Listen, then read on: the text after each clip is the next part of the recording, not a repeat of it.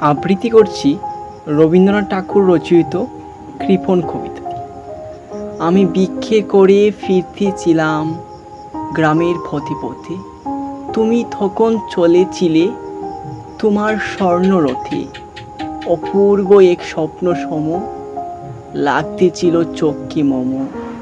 কি বিচিত্র শোভা তোমার, কি বিচিত্র সাজ। আমি মনে মনে ভাবছিলাম, এ কোন মহারাজ। আজি শুভকণে রাত পোহালো, ভেবেছিলেম তবে আজি আমারে দাঁড়ে দাঁড়ে ফিরিতে নাহি হবে। বাহির হতে নাহি হতে কাহার দেখা পেলাম পথে। চলিতে রথ ধনুধান্য চড়াবে ধুধারে। মুঠা মুঠা কুড়িয়ে নেব নেব বারে বারে। দেখি সহসা রথ থেমে গেল আমার কাছে এসে। আমার মুখপানে চেয়ে তুমি নামলে এসে। দেখে মুখের প্রসন্নতা জুড়িয়ে গেল সকল ব্যথা। হেন কালে কিসের লাগি তুমি অকস্মাৎ।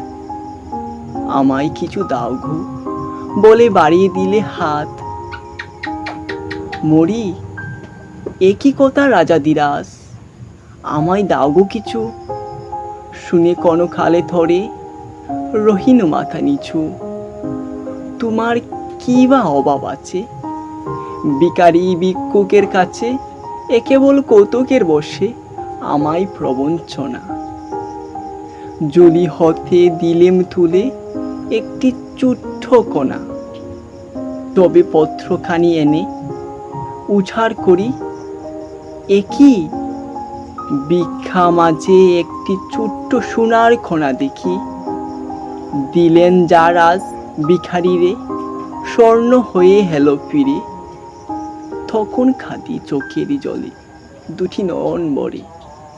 তোমায় কেন দিইনি আমার সকল শূন্য করে। ধন্যবাদ সবাইকে।